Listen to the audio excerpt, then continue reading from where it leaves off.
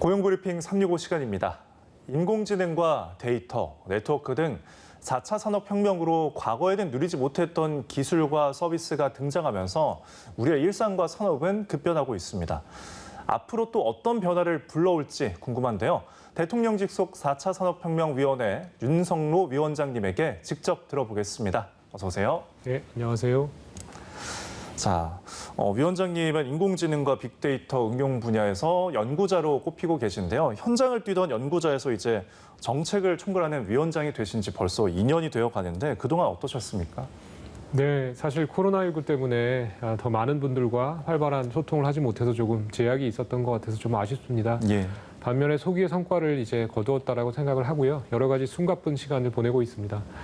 우선 4차유가 중심이 돼서 범부처 합동으로 발표한 인공지능 국가전략이 있고요. 국가 데이터 정책 추진 방향이라는 것도 있습니다. 그래서 여러 가지로 대한민국의 디지털 전환을 위해서 대통령 자문기구로서 부처 정책 심의와 조정에 힘썼고요. 기술 발전으로 벌어지는 다양한 사회 갈등 해소를 위해서 노력해왔다라고 생각합니다.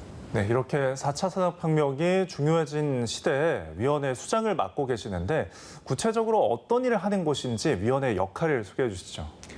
예, 대통령직 속 4차 산업혁명위원회는 급변하는 환경 속에서 특정한 부처에서만 다루기 힘든 그런 아젠다들이 있는데요. 그런 4차 산업혁명과 관련된 아젠다를 심의, 조정하고 관련된 혁신을 촉진하기 위해서 노력하고 있습니다. 예. 한마디로 민간 주도의 자문기구로서 다양한 주체의 의견을 모으고 사회적 갈등을 해소하며 여러 부처가 갖는 한계를 뛰어넘는 그런 현실감 있는 정책 실현을 위해서 노력하고 있습니다. 특히 올해는 4기가 출범했고요.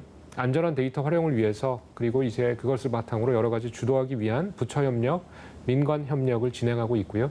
이것을 지원하기 위한 국가 데이터 컨트롤 타워로서의 역할을 수행하고 있다라고 보시면 되겠습니다. 4차 산업혁명위가 컨트롤 타워 역할을 하고 있는 셈인데 위원회가 출범한 이후 그동안의 주요 성과를 꼽는다면 어떤 게 있을까요? 네, 전반적으로 보면 이제 그간 우리 정부에서 4차 산업혁명 시대 주도권 경쟁 그리고 포용 성장을 위해서 다양한 노력을 기울여 왔습니다. 4차회 역시 민간 합동위원회의 장점을 살려서 여러 가지 혁신의 컨트롤 타워로서의 역할을 수행해 왔다라고 생각을 합니다. 범정부 차원으로 보면 4차 산업혁명 측면에서 가장 대표적인 것이 한국형 뉴딜이라는 종합계획을 발표하고 특히 디지털 뉴딜 사업을 개시하는 것을 꼽을 수가 있겠습니다. 예. 데이터와 인공지능, 네트워크 분야의 세계적인 선도를 위해서 여러 가지 초석을 마련하고 있다고 생각하시면 되고요. 그리고 미래차나 바이오 헬스, 시스템 반도체, 흔히 빅3라고 하는 그런 산업력의 경쟁력을 올리기 위해서 노력하고 있고요.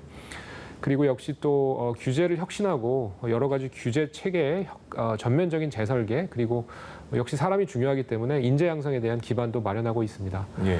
저희 4차위의 어떤 성과로 조금 더 말씀을 드리면 저희가 2017년 11월에 사람 중심의 4차 산업혁명 대응 계획이라는 것을 발표하였고요.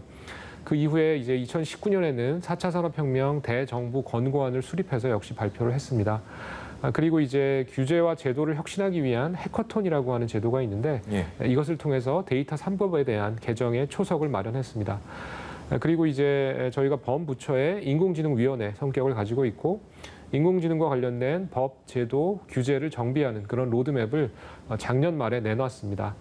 또한 올해는 데이터 특별위원회를 신설해서 범국가적인 데이터 컨트롤 타워로서의 역할로도 저희 역할이 확대가 되었습니다. 예. 그리고 4차 산업혁명 이야기가 나오면 항상 따라붙는 게 일자리 감소 이런 이야기가 있거든요. 일자리 감소 이야기를 많이 하지만 위원장님께서 생각하시는 미래 일자리 어떻게 보시나요?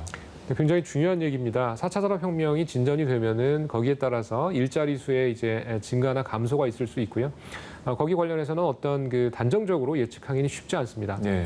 4차 산업혁명에 따라서 우리 사회는 이제 디지털 신산업이나 여러 가지 유망 산업이 성장하고 있고 대면 서비스나 일부 전통적인 산업에 일자리가 줄어드는 것은 어느 정도 불가피한 면이 있습니다.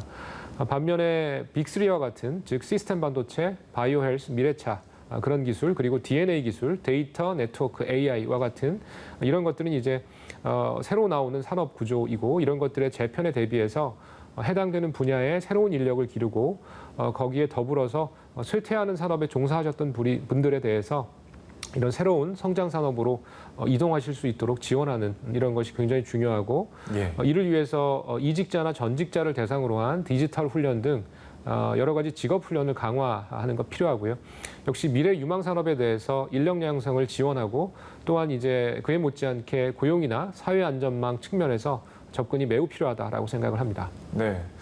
일자리가 변화하는 만큼 미래 일자리 역량에 맞는 인재 양성 중요할 것 같습니다. 정부 차원에서 4차 산업혁명에 맞는 이 추가적인 인력 양성안을 가졌는지도 궁금한데요.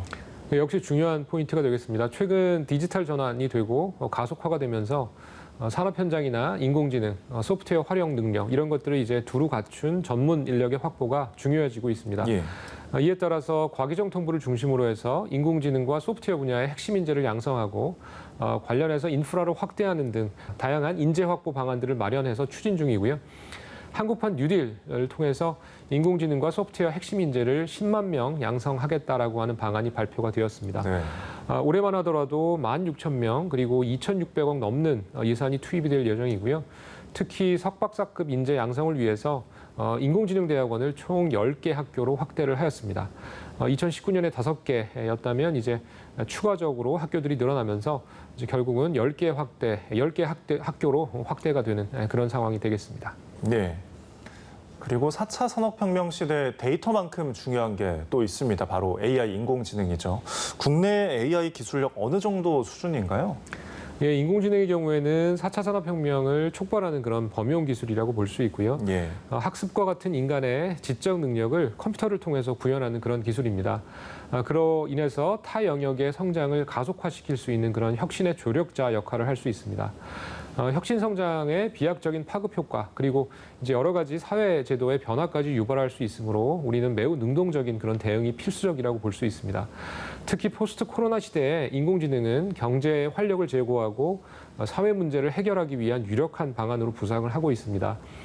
우리의 AI 관련된 현 주소를 보면 국가 인공지능 연구 지수는 약 14위 정도, 그리고 정부의 AI 준비 지수는 약 7위 정도로 평가받고 있는데요. 네. 조금 과소평가된 면이 없지 않아 있는 것 같습니다. 특히 이제 미국이나 영국, 중국 등과 비교해서는 아직 부족한 그런 실정이긴 합니다. 하지만 우리나라는 이제 기업들이 AI에 대한 어떤 그 특성을 잘 이해하고 있고 우리 국민들도 AI에 대한 친숙도가 굉장히 높은 그런 나라이고요.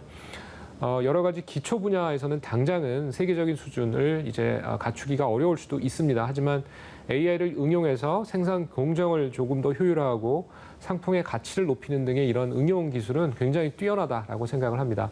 그래서 우리가 이미 잘하고 있는 통신이나 의료나 제조 이런 분야에 AI를 전복한다라고 하면 글로벌 시장에서 K 스탠다드를 제시하고 주도권 선점이 가능할 것으로 생각을 합니다. 네.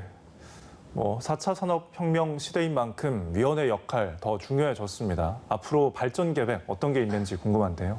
예, 이번에 저희가 4기가 되었고요.